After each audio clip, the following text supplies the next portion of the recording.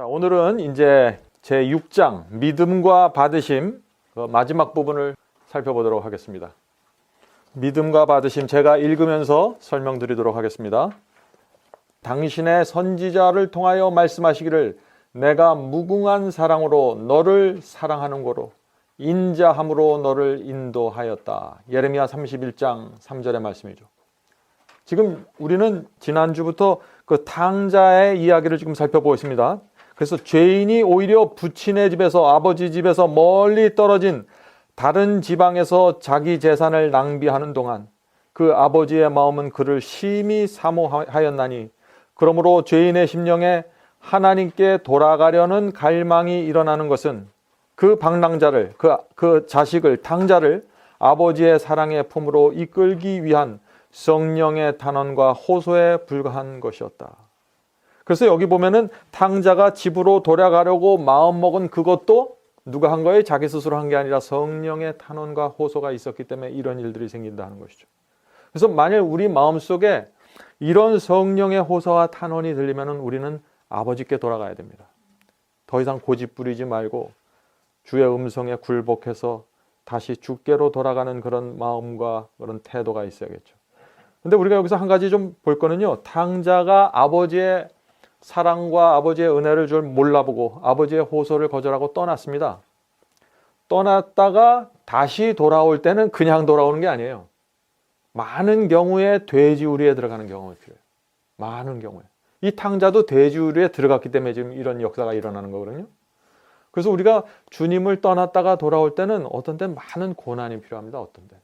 깊은 구덩이에 빠지는 경험이 필요하고.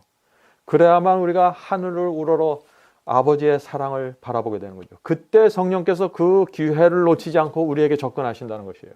예. 자, 계속해서 읽겠습니다. 제가 지금 읽을 이 말씀을 읽을 때는 우리가 이 말씀을 좀 명상하면서 좀 들어주시면 되겠습니다.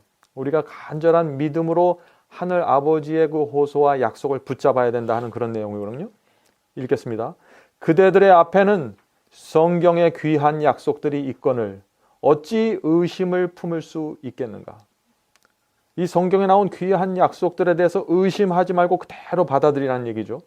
그 불쌍한 죄인이 주께로 돌아오기를 갈망하고 그 죄를 버리려고 원하는데 주께서 통회하는 마음으로 당신의 발 앞에 나오는 자를 엄히 물리치리라고 생각할 수 있겠는가? 이런 생각은 단연코 버리라. 우리 하늘 아버지에 대하여 이러한 생각을 가지는 것보다 더 그대들의 신념을 손상시키는 것은 없다. 하나님은 죄를 미워하시나 죄인은 사랑하사 모든 사람으로 하여금 구원을 얻어 영광의 나라에서 영원한 복락을 누릴 수 있게 하기 위하여 그리스도의 몸을 통하여 당신 자신을 주셨다. 우리를 향한 당신의 사랑을 표현하기 위하여 그가 택한 다음의 말씀보다 더 강하고 간곡한 언사가 어디 있겠는가. 그래서 지금 다음에 읽을 이 성경절을 좀 잘 보세요. 여기서 지금 하나님께서 우리를 향해서 나타내 보이고자 하는 그 사랑과 소원과 간절한 마음이 지금 여기 다 담겨 있습니다. 이사야 49장 15절 말씀이죠. 이 말씀은 유명한 말씀이죠. 여인이 어찌 그 젖 먹는 자식을 잊겠으며 자기 태에서 난 아들을 긍휼히 여기지 않겠느냐.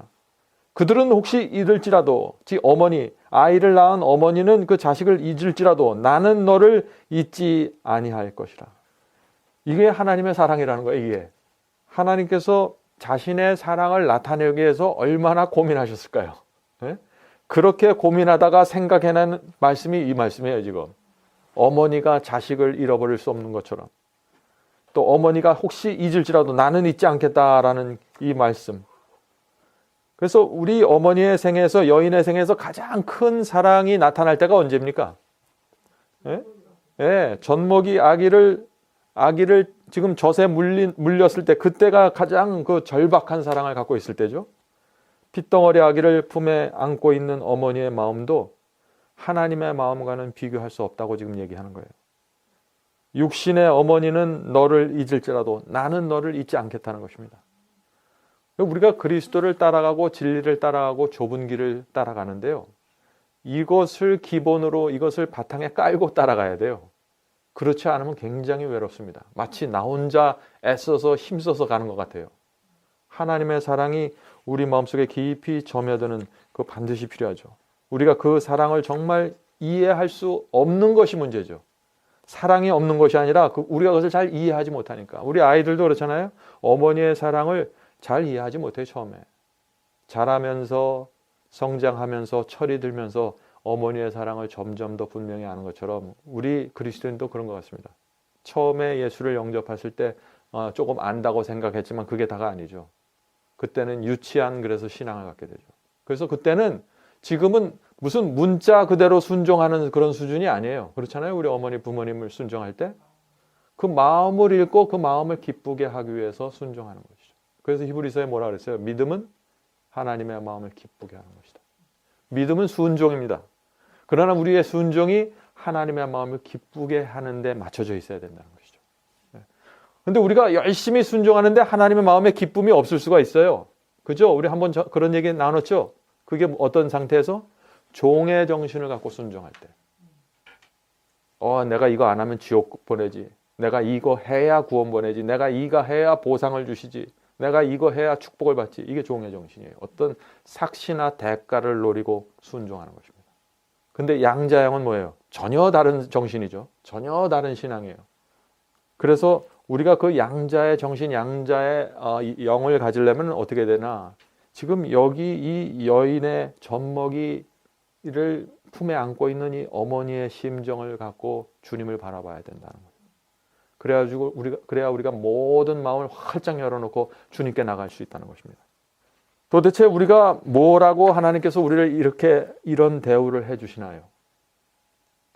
정말 이런 거 생각하면 우리가 그분 앞에 굴복하지 않을 수가 없는 것입니다. 자, 그 다음에 계속해서 이어지는 말씀 읽겠습니다. 의심하고 떠는 그대들이여 쳐다보라. 자, 여기 의심으로 떤다 그랬어요. 우리가 하나님을 보는데, 예수님을 보는데 의심하는 마음으로 떨면서 보는 사람들이 있다는 거예요. 왜 그렇죠? 하나님의 말씀의 원칙이 너무 높으니까 어떤 때는 떨어요. 우리가. 내 자신의 지나간 실패를 되돌아보면서 떱니다. 내가 과연 이 말씀을 순종하고 갈 수 있을까? 어떤 때는 너무나 많이 실패하고 너무나 많이 배반했기 때문에 면목이 없어서 떨어요. 그럴 때 그럴지라도 하나님을 쳐다보라는 거예요. 지금 그렇게 하나님께서 우리 아버지께서 호소하시는 것입니다. 너희 실패와 잘못과 죄에 붙잡히지 말고 나를 먼저 바라보라고 얘기하시는 거예요. 이런 신앙은요, 정말 좁은 길을 가려고 최선을 다하려는 그리스도인들에게 반드시 필요한 신앙입니다. 욕에 빠져버리고 좁은 길로 가려면 그 다음부터는 고아처럼 가게 돼요. 아버지 없이 나 혼자 걸어가게 돼요. 자, 계속 읽겠습니다. 대개 예수께서 살아가셔서 우리를 위하여 간구하신다. 하나님께서 당신의 사랑하는 아들이 주신 것에 대하여 감사하고 그가 그대를 위하여 죽으신 것이 헛되지 않게 하기 위하여 기도하라. 어떤 장례식장 가면은요, 어떤 자녀들이 그런 얘기를 하는 게 있어요. 우리 부모님의 사랑과 은혜가 헛되지 않게 내가 남은 생애를 살아가겠습니다. 그런 얘기 하잖아요. 지금 그 얘기를 하는 거예요. 하나님께서 우리에게 베푸신 사랑과 희생과 죽음, 그 모든 것들이 헛되지 않게 우리가 살아야 된다는 것이죠. 성령께서 오늘 그대들을 부르신다. 전심으로 예수께 나가라. 이게 조건입니다. 온 마음을 다해서 주님께 나가는 거예요. 어떻게? 주님의 사랑을 알기 때문에, 그 희생을 알기 때문에 전심으로 예수께 나가라. 그리하면 그의 축복을 요구할 수 있을 것이다. 제가 지난 시간에 한번 말씀을 드린 적이 있죠. 하나님께 축복을 요구할 수 있는 사람이 돼야 된다 그랬어요. 그런 사람은 어떤 사람이 그런 기도를 할 수 있다 그랬어요?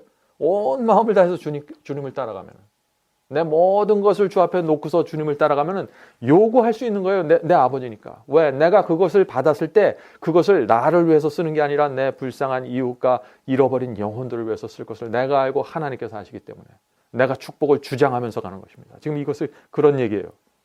아버지께 요구하는 삶입니다. 이것이 바로 양자의 영을 가진 그리스도인만 할 수 있는 거예요. 양자의 영. 우리 모두 이런 신앙을 갖고 이런 정신을 갖고 나가게 되기를 간절히 바랍니다. 자, 우리가 지금까지 읽은 이런 말씀들이 얼마나 감동적이에요. 우리가 할 수 있는 것은 아무것도 없습니다. 그저 온 마음을 다해서 주님을 따라가기만 하면 나머지는 주님께서 다 알아서 책임져 주시겠다는 것이에요. 필요할 때마다 복을 주시고 필요할 때마다 길을 열어주시고 필요할 때마다 성령으로 우리의 마음을 감동시켜 주신다는 거예요. 필요할 때마다 진리를 주시고. 그래서 우리가 마음을 다해서 주님께 나가기만 하면은 그것은 이제 주님께서 인도하실 수 있는 확실한 표가 된다는 것이죠. 자, 마지막 문장 읽겠습니다. 그대들이 하나님의 허락을 읽을 때 그것들이 말로 할 수 없는 사랑과 긍휼을 표시한 것임을 기억하라. 하나님께서 우리에게 편지를 주신 게 성경 아니에요? 우리에게 글로써 하나님의 마음을 표현해 주신 게 성경이에요. 그러니까 그 성경은 선지자들이 계시를 받아서 영감을 받아서 쓴 것이지만은 그 성경 말씀 자체는 뭐냐면은 하나님의 사랑과 긍휼, 내가 너희를 이렇게 사랑한다, 내가 너희를 이렇게 인도할게 하는 약속과 사랑이죠. 근데 그런 표현과 말을 주실 때 얼마나 고민했을까요? 예? 그래서 우리가 성경을 읽을 때 그런 마음으로 성경 말씀을 읽어보면은요, 참 감동이 큽니다. 계속해서 읽겠습니다. 무한하신 사랑의 하나님의 마음은 죄인을 무궁한 자애로서 생각하신다.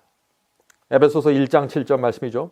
우리가 그의 피로 말미암아 구속 곧 죄 사함을 받았으니. 우리가 그리스도의 피로 구원받았다 하면 이게 너무나 많이 말이 되기 때문에요, 아무도 감동하지 않는 것 같아요, 요새. 이게 엄청난 얘기인데 이 한마디만 딱 들으면 그 자리에서 딱 무릎 꿇어야 돼요, 사실은. 예수께서 우리를 위해서 피를 흘리시지 않으면요, 우리가 수백 번 회개하고 수백 번 기도해도 아무 의미가 없습니다. 양을 수백 마리 잡아도 아무 의미가 없어요. 그리스도께서 우리를 피 흘리지 않으셨다면. 그런데 이렇게 피 흘려 주셨기 때문에 우리가 드리는 모든 기도와 신앙과 믿음이 전체가 의미가 있어지게 된 것입니다. 계속 읽어보죠. 과연 하나님께서 그대를 돕는 자이심을 믿으라. 하나님께서 우리를 돕는 분이세요. 우리가 정말 이 문장 그대로 받아들이면 어떻게 될까요? 우리 얼굴에 그늘이 사라집니다. 우주를 만드신 하나님, 말씀 하나로 별을 나시고 태양을 다신 하나님께서 나를 돕는 자로 옆에 서 계시는 거예요. 근데 어떻게 우리 얼굴에 그늘이 있을 수 있을까요? 우리가 고난에 처했을 때일지라도 하나님께서 나를 돕는 자로 서 계시다는 사실을 우리가 생각하고 바라보면은 우리 마음속에 그때부터 세상이 이해할 수 없는 행복과 만족이 올라올 수 있는 것입니다. 그는 당신의 도덕적 형상을 사람들에게서 회복시키기를 원하신다. 그대들이 자복하고 회개함으로 그에게로 가까이 나아갈 때 그는 자비와 용서로서 그대들을 가까이 하실 것이다. 우리가 믿는 하나님은 이런 하나님이십니다. 저는 우리가 믿는 하나님이 히틀러 같지 않은 게 얼마나 감사한지 모르겠어요. 그냥 힘으로 압박해갖고 무조건 따라오라면 어떻게 해요? 이 세상에 많은 신들이 있지만은 자기를 믿는 사람들을 위해서 먼저 죽어주는 신이 어디 있을까요? 이런 하나님을 우리가 믿는다는 게 정말 감사합니다. 오늘 우리가 제가 세 장, 제 7장을 나눠드렸죠?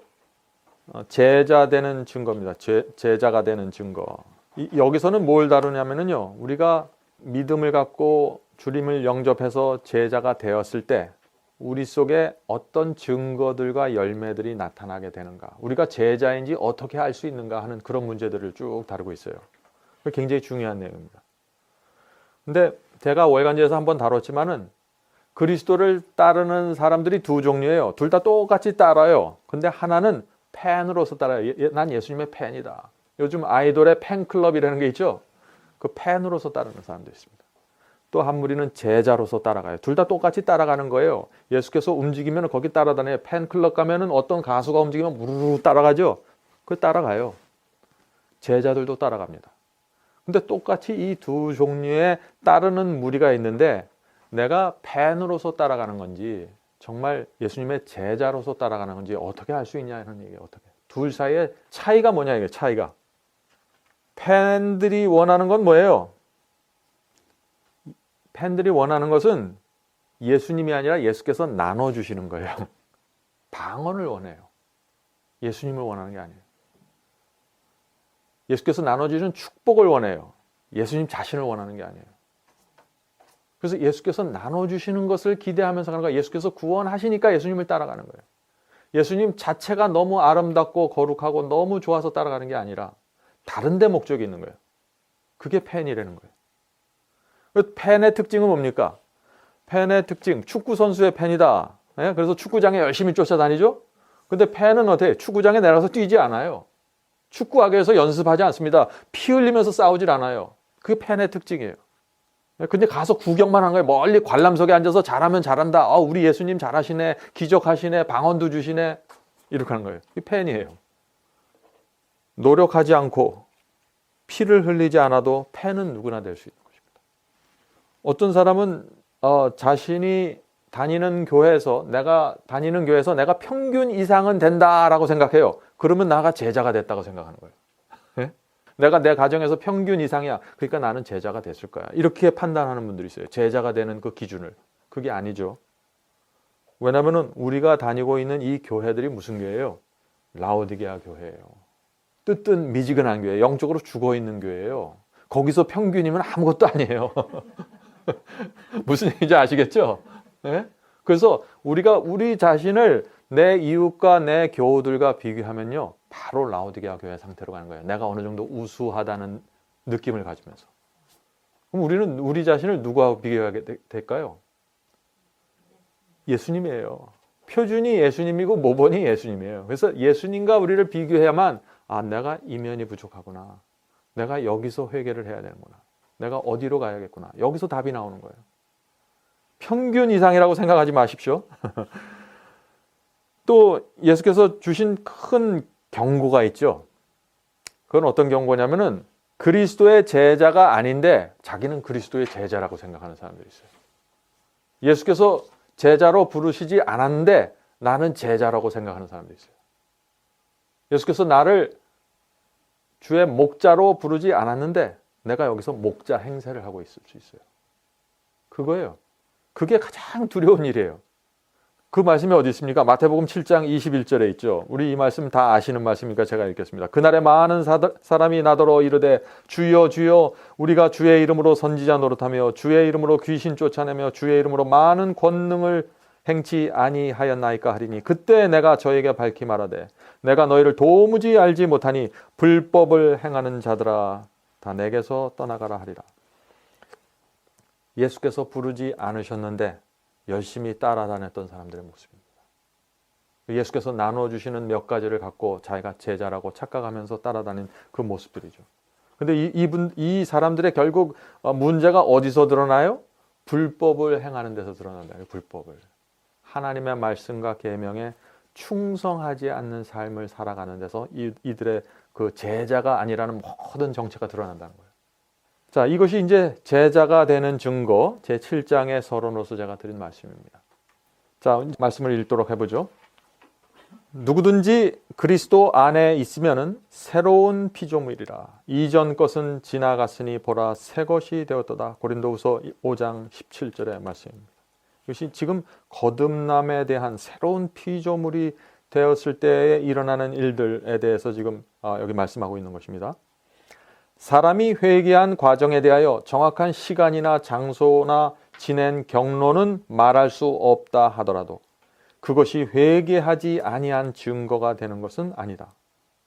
그리스도께서 니고데모에게 말씀하시기를 바람이 임의로 불매 네가 그 소리를 들어도 어디서 오며 어디로 가는지 알지 못하나니 성령으로 난 사람은 다 이러하니라 하셨다. 자, 성령으로 난 사람은 어떤 사람들은 이렇게 될 수 있다라고 그랬어요? 아니죠. 다 이러하니라고 그랬어요. 다. 굉장히 중요한 표현입니다. 지금 여기서 뭘 얘기하는 거예요? 성령께서 임하시고 성령께서 새롭게 태어나는 경험을 주시고 거듭나는 경험을 주시는데 바람처럼 바람이 소리는 들리지만 어디서 왔다가 어디서 가는지 잘 모른다는 거예요. 바람이 지나가면 뭘로 알 수 있어요? 나무가 흔들리는 거로만 봐서 알 수 있는 거예요. 바람이 무슨 냄새가 있는 것도 아니고. 그래서 바람이 있다는 그 자체, 성령의 바람이 나에게 불어왔다는 자체가 어디서 드러나냐? 흔들림에서 나는 거야. 열매에서 나타난다는 거예요. 열매에서. 근데 오늘날 사람들은 성령을 받았다는 사람들이 어떻게 해요? 굉장히 요란해요. 바람은 조용히 왔다가 조용히 지나가는 것처럼 여기 표현되어 있죠, 지금. 소리만 살짝 들리는 거예요, 지금. 근데 오늘날 성령을 받았다는 사람들, 구원을 받았다는 사람들이 너무 요란해요. 너무 요란해요. 너무 시끄러워요. 우리가 이 제자되는 증거 이 말씀을 읽으면서 도무지 성령으로 거듭나고 성령의 역사를 받고 성령의 침례를 받는 게 도대체 어떤 상황에서 이루어지는지 여기 이 말씀 속에 분명히 나와 있습니다. 계속해서 읽어보죠. 눈에는 보이지 아니하나 그 영향은 분명히 볼 수도 있고 감촉할 수도 있는 바람과 같이 사람의 마음 안에 역사하시는 하나님의 성령도 또한 그런 것이다. 사람의 눈으로 볼 수 없이 이 거듭나는 능력은 사람의 마음 안에 역사하시는 하나님의 신도 또한 그러한 것이다. 성령께서 우리에게 조용히 역사하시는 거예요. 왜 조용히 역사하실까요? 하나님께서 우리에게 역사하실 때 가능하면 조용하게 역사하시려고 그래요. 성령을 통해서. 왜 그렇게 하실까요? 근데 하나님의 의도와 목적이 뭘까요? 그렇게 접근하시는 방식이. 하늘에서 벼락이 치고 번개가 치면서 확 역사하실 때도 물론 있죠. 공개적으로 어떤 큰 회중에게 역사하실 때. 그러나 개인에게 역사하실 땐 굉장히 조용하게 접근하셔요. 왜 그럴까요? 시끄럽게 요란하게 엄청난 파워로 역사하시면은요, 우리가 그걸 감정적으로 압도돼 버릴 수가 있어요. 그래서 감정적으로 충동적으로 반응할 수가 있어요. 하나님께서는 우리에게 그런 반응을 기대하시는 게 아니에요. 조용히 하면서 우리의 이성을 통해서, 양심을 통해서 우리에게 역사하신다는 것이에요. 그래서 우리가 올바로 생각하고 올바로 판단하고 올바로 반응할 수 있도록, 우리도 자녀들에게 그렇지 않아요? 우리가 막 무섭게 하면요, 어떤 때 아이들이 무서워서 네 할게요 그래요. 예? 시내산 앞에서 십계명을 주실 때 하나님께서 번개와 함께 해서 사람들 어떻게 했어요? 네 하겠습니다 했어요. 근데 안 됐잖아요. 그 옛 언약의 경험 아니에요? 그래서 새 언약으로 들어갈 때는 완전히 예수께서 조용히 접근하세요. 어떻게 해요? 태어나실 때도 마국간에서 태어나세요.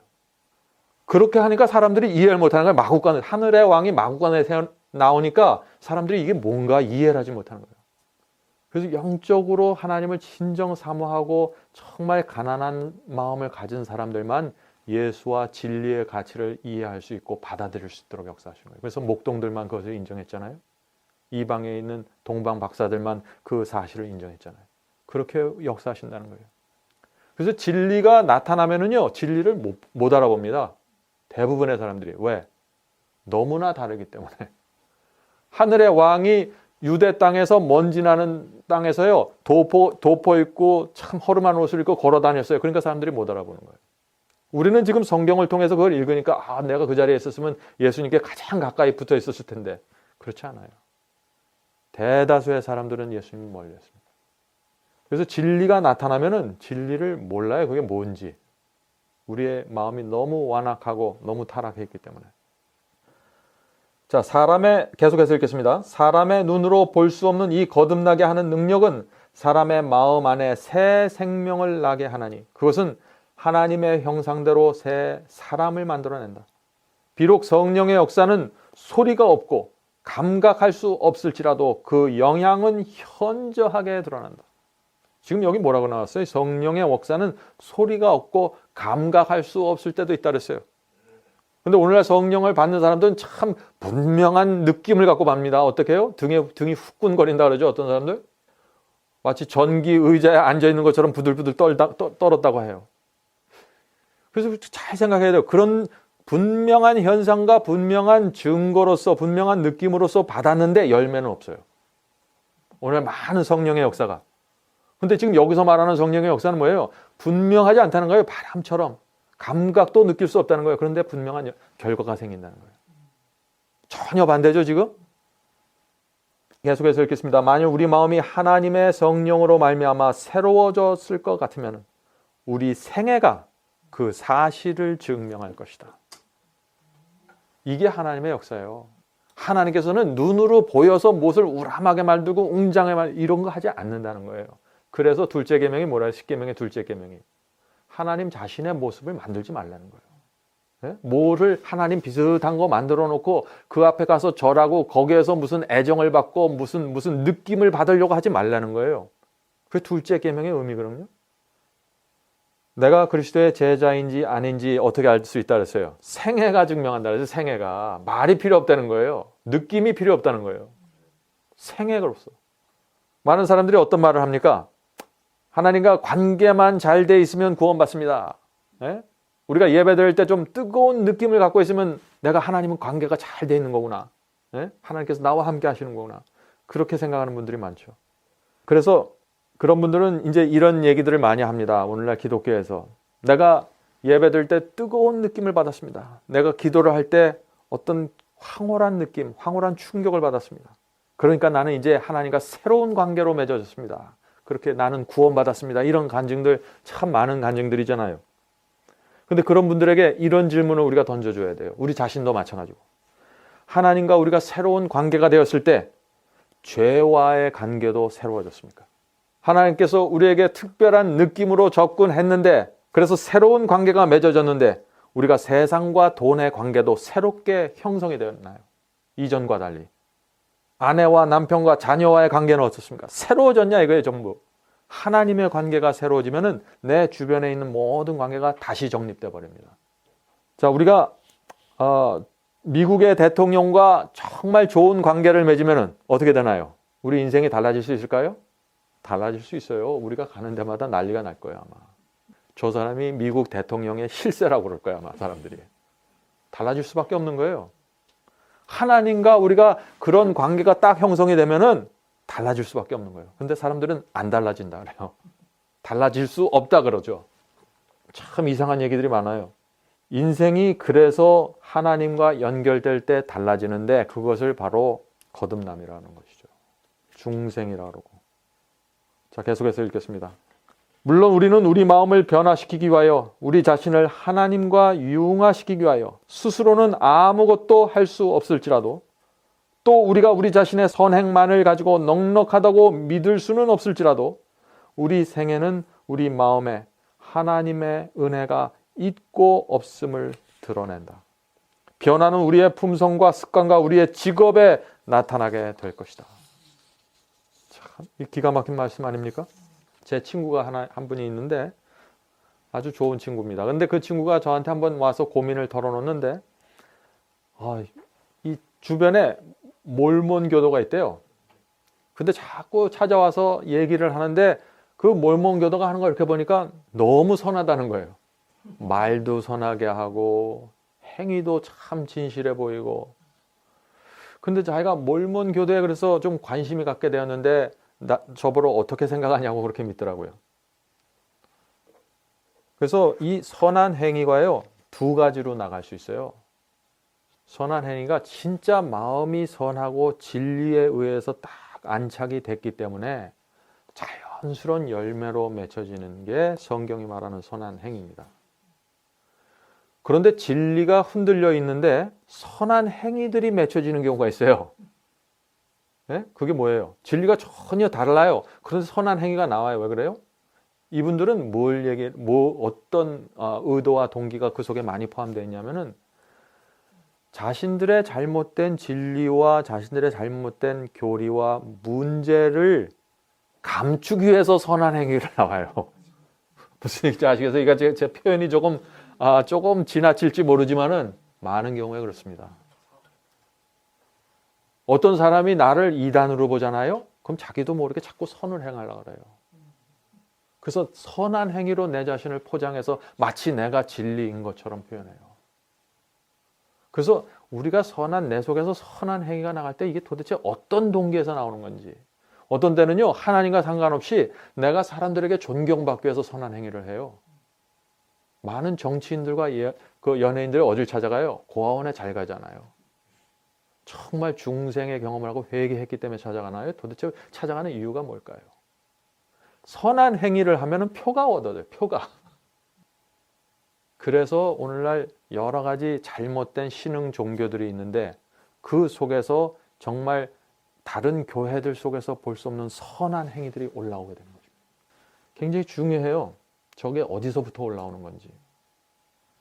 지난주에 제가 제 아는 장로님이 어떤 동영상을 보내줘서 제가 꼭 좀 보라 그래서 제가 바쁘지만 그걸 봤는데 그걸 보니까 굉장한 선행이 나와요. 정말 가난한 자들의 친구고 그들의 발을 씻겨줘요. 그런데 무엇이 문제예요? 진리가 없어요. 전혀 다른 교리를 갖고 있어요. 계명을 지키지 않아요. 지금 마태복음 우리가 아까 읽었던 마태복음 7장 21절에 읽었던 그 말씀처럼 불법이 있어요. 계명을 어기는 불법이 있어요. 빛이 주어져도 거절을 해요. 그런데 선행이 나와요. 요게 뭔지 아세요? 요게 마지막 시대 짐승의 특징입니다. 마지막 시대 짐승 아시죠? 그 짐승의 세력 아시죠? 그 특징이 뭐예요? 양으로 나타나는 거예요. 가난한 자들의 친구가 되주는 것입니다. 그들 앞에 무릎을 꿇고 발에 키스를 해요. 신문에 크게 나는 것입니다. 그래서 많은 사람들이 혼돈에 빠지는 거예요. 저게 도대체 뭔가. 사람들은 진리에 관심이 없어요. 선한 눈으로 보는 선한 모습에 관심이 있어요. 왜? 나는 그렇게 살지 못하기 때문에. 대다수의 사람들이 그렇게 못 살거든요. 그렇기 때문에 누군가 나타서서 자기가 상상하는, 자기가 기대하는 이상의 선을 보일 때 사람들은 그 앞에 굴복하는 것입니다. 그런데 짐승만 그러는 게 아니라 계시록 13장에 보면은 짐승과 거짓 선지자라 그랬어요. 거짓 선지자들도 마지막에 그런 모습으로 나타나요. 그래서 혼돈하는 것이. 제가 그 동영상을 본 다음에 저희 집사람한테 이런 얘기. 아마 이 동영상을 보는 거의 대부분의 사람들은 이것이 하늘로부터 온 사람이라고 생각할 것이다 그랬어요. 짐승의 표 환란이 뭐예요? 그런 제가 말씀드린 그 엄청난 자선과 희생이에요. 마델 테레사 수녀가 살아서 나온 것처럼 그런 헌신과 희생을 갖고 살아가요, 한쪽에서. 근데 그 사람들이 하늘에서 불이 내려오는 기적을 베풀어요. 그게 마지막 최후의 기만이라는 거예요, 성경이 말하는. 그거 뭐 다니엘 7장 알고 이것만 알면 될 것 같죠? 그게 아니에요. 너무나 미국에서도요. 제가 미국 저 남부에 살았지만 미국에서도 정말 그 주의 날 안식일에 대한 잘못된 개념을 갖고 그것을 지켜야 된다고 주장하는 그 강력한 운동을 하는 사람들이 어떤 사람들이 아세요? 미국 기독교에서 가장 진실한 사람들이에요. 그 사람들의 자녀들은 홈스쿨 시켜요. 철저히 아주 보수적이에요. 그런 사람들이 하는 거예요. 그래서 많은 사람들이 존경을 하면서 그거를 지지하고 서포트하는 것이에요. 마지막 시대의 미혹이 어떻게 일어나는지 우리는 여기에 대한 착각을 하면 안 됩니다. 마치 그 용의 세력, 짐승의 세력이라 해서 뭐 두 뿔을 가진 이상한 무슨 괴물이 아니에요. 이게 천사의 영광을 갖고 나타나는 것입니다. 자, 계속해서 읽겠습니다. 그리하여 과거와 현재 사이의 차이가 분명하게 확실하게 드러나게 될 것이다. 제자가 됨으로써 거듭남으로써 확실하게 드러나게 되는 거예요. 품성은 일시적 선행이나 일시적 악행으로 드러날 것이 아니라 습관적인 말과 습관적인 행실의 경향으로 말미암아 드러나게 될 것이다. 여기 분명하잖아요. 제자가 누군지. 여러분들 혹시 살아가면서 가끔 실수하시죠? 내가 그렇게 하지 말았어야 될 텐데. 지금 여기선 그걸 갖고 얘기하는 게 아니에요. 제자인지 아닌지는 내가 어떻게 가끔 가다가 어디 걸려서 넘어지는 실수하잖아요. 나도 모르게 피곤해서 어떻게 좀 짜증을 낼 수도 있잖아요. 지금 그거 갖고 제자냐 아니야 따지는 게 아니에요. 이거는 흐름을 얘기하는 거예요. 흐름. 이 사람이 지금 어떤 흐름 속에서 살아가느냐, 어떤 습관을 갖고 살아가느냐. 사람들을 만날 때 습관적으로 뭘 얘기하느냐, 그걸 얘기하는 거예요. 어떻게 말하다가 실수로 뭐가 튀어나오는 걸 얘기하는 게 아니에요. 지금 전 하나님께서 제자 되는 증거로 이런 것을 주신 게 전 감사해요. 저 실수하거든요. 저도 그 실수를 두려워하지 말라는 거예요. 내가 지금 어떤 흐름 속에서 있냐, 나에게 어떤 경향과 어떤 색깔이 나타나고 있냐, 굉장히 중요하다는 거예요. 제자인지 아닌지. 그래서 이 품성이라는 것은 어떻게 갑자기 충동적으로 뭘 하고 그 다음 날은 또 획가닥 뒤집어서 다른 거 하고 이게 아니라는 거예요. 흐름이에요. 흐름. 정확한 목적을 갖고 그쪽을 향해서 달려가는 거예요. 그게 품성이에요. 성경이 말하는. 어떤 사람은 혼자 있을 때 쓸데없는 생각을 하는 습관을 갖고 있죠. 그게 품성이에요. 고치셔야 되는 거예요. 그게. 그런 습관들을 가지고 있다는 거예요. 우리가. 근데 그게 실수로 그렇게 잠깐 그런 실수, 그런 생각들이 스쳐 지나갈 수 있는데 그걸 얘기하는 게 아니죠. 습관이에요. 지금. 자, 여기까지만 봐도 오늘날 기독교에서 성령 받았다는 사람들이 말하는 특징과는 너무나 차이가 난 거예요. 지금 이 성경이 말하는 제자 되는 증거가. 성령을 받았다고 하는데 제자가 된 증거는 전혀 나타나지 않는 거예요. 이게 마지막 시대 사탄의 미혹입니다. 그래서 우리는 예수님은 내 구세주고 나는 죄인입니다 라고 고백한다고 해서 제자가 되는 것은 아니에요. 말은 누구나 할 수 있기 때문에.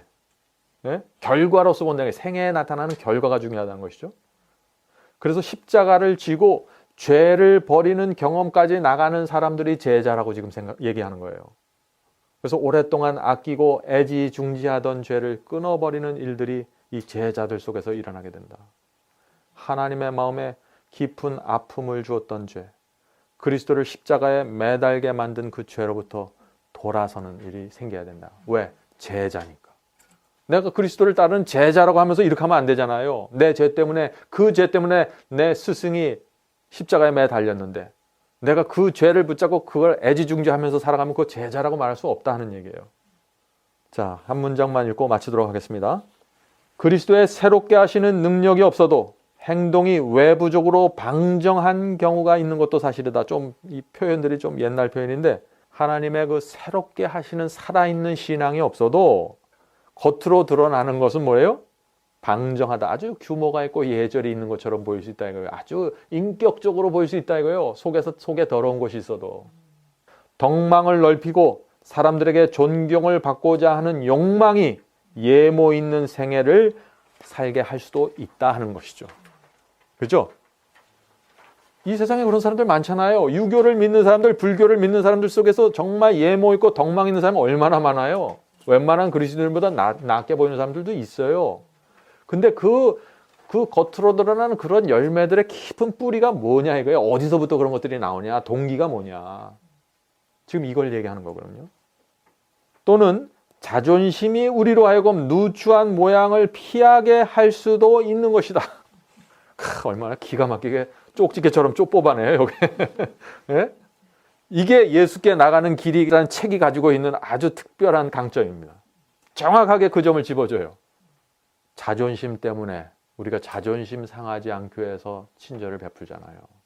남에게 좋은 사람이라는 평가를 받기 위해서 열매 맺는 것처럼 보이잖아요. 근데 이게 무서운 게 뭐냐면은 나도 모르게 그렇게 한다는 거예요. 나도 모르게. 우리가 성령께 주님께 나가서 정말 내 자신을 내려놓는 경험 날마다 하지 않으면은요, 나도 모르게 내가 받은 교육과 내가 받은 훈련과 내가 갖고 있는 어떤 인간적인 상식에 의해서 이렇게 살아간다는 거예요. 전혀 살아있는 하나님의 능력과 분리되어 있는지도 모르고 말이죠. 그러니까 어떻게 돼요? 교육과 수양이 뛰어나면 뛰어날수록 어떻게 해요? 깊은 기만에 들어갈 수 있다는 거예요. 자기 기만에. 교육 수준이 낮고 수양이 짧은 사람들 금방 튀어나와요. 미천이 짧으니까 금방 튀어나와요. 그게. 그런 사람들은 오히려 내가 이렇게 부족하구나, 내가 이렇게 쓰레기구나, 나 주님께 가야지, 이렇게 된다는 거예요. 그래서 예수께 와서 무릎 꿇은 사람들은 누구예요? 창기와 세리 아니에요? 미천이 없던 사람들이에요. 바리새인들, 율법사들, 깊은 여러 가지 많은 소양을 갖고 있고 인격을 갖고 있던 사람들이에요. 네? 그런 사람들이 어떻게 해요? 더 힘들다는 거예요, 많은 경우에. 교육과 수양으로도 어느 정도는 잘할 수 있죠.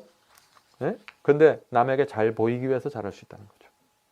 그래서 그리스도의 팬과 제자를 우리가 얘기하는데, 이 팬들은 뭐냐? 하나님을 따르는 이 팬들, 팬클럽 회원들은 어떤 거냐? 어떤 몇 가지 종교적인 규칙과 의식을 잘 지키면은 나는 제자가 되었구나 생각하는 거예요. 자기가 지킬 수 있는 몇 가지를 딱 정해요. 나 요거 할 수 있어. 나 이런 거 좋아해. 그거 열심히 해요. 다른 사람보다 더 열심히 해요. 그래서 난 제자가 되었다고 판단하는 거예요. 요게 뭐예요? 요게 바리새인적인 정신이죠. 그래서 교회 매주 출석하고 각종 헌금 11조 드리고 양로원에 가서 봉사하고 그래서 나는 제자가 되었다라고 생각하는 거예요. 또 어떤 팬클럽 회원들은 또 이렇게 생각하는 거예요. 내가 속한 교파, 내가 속한 교회, 가문, 난 이런 데 다녀, 난 이런 교파에 속했으니까 나는 제자가 되었다. 전부 착각들이죠, 그게. 예수님에 대해서는, 예수님의 성품에 대해서는 아는 게 없어요. 그냥 예수님의 주변 지식에 대한 얘기들만 잔뜩 갖고 있는 거예요. 예수께서 몇 년에 태어나셨다. 십자가에서 십자가가 세워진 그 언덕의 이름이 뭐다. 그 십자가가 어떤 모양이다. 못이 몇 개 박혀 있다. 손 이런 지식들로 자기를 채워갖고 내가 예수님의 제자라고 생각하는 거예요. 예수님을 개인적으로 알지 못한다는 것입니다. 그래서 이사야 29장 13절에 보면 이런 말씀이 있습니다. 이 말씀으로 마치도록 하겠습니다. 주께서 가라사대 이 백성이 입으로는 나를 가까이 하며 입술로는 나를 존경하나 그 마음은 내게서 멀리 떠났나니. 이게 팬클럽 회원들의 모습이라는 것이죠. 오늘 우리는 어떤 마음을 갖고 있습니까? 우리는 이제 한 해를 다 마쳐가면서 우리가 정말 그리스도의 제자가 되는 그런 삶을 살아야 되겠습니다. 그것만이 유일한 행복의 길이에요. 이 세상을 행복하게 살 수 있는, 그 영혼의 평안을 갖고 살 수 있는 유일한 길이 이 제자가 되는 길. 제자가 된다 그러면은 거기에는 훈련도 필요하고 여러 가지 희생과 또 대가를 치르는 일들도 물론 있겠죠. 그러나 그것만이 다가 아닙니다. 이 제자는 그리스도께서 인정하시는 사람들이에요. 내가 너를 안다고 하는 사람들입니다. 주께서 나를 인정해 주신다는 그 확신 하나만 갖고 있으면 다른 건 전혀 문제가 될 게 없잖아요. 다른 거 다 갖고 있다고 할지라도 그것이 빠져버리면 아무것도 아니에요. 그렇죠? 그래서 우리가 오늘 이 시간에 정말 제자가 되는 그 길을 계속해서 걸어가기를 간절히 바랍니다. 자, 이제 기도하고 마치도록 하겠습니다. 하늘에 계신 아버지, 저희가 제자가 될 수 있도록 도와주시옵소서. 주님, 저희가 오랫동안 신앙생활을 했지만 그 살아있는 능력의 근원과 떨어져서 살았던 데도 많이 있습니다. 주님, 이제는 주님께 연결되기를 원합니다. 저희가 먹든지 마시든지 무엇을 하든지 살아있는 근원으로부터 에너지를 받아서 할 수 있도록 도와주시옵소서. 내가 갖고 있는 소양과 도덕과 어떤 예절에 의해서 살아가는 것이 아니라 포도나무의 그 근본 가지로부터 받는 그 수액을 받아가면서 살아가는 경험이 뭔지 이해할 수 있도록 도와주시옵소서. 예수님의 이름으로 간절히 기도드립니다. 아멘.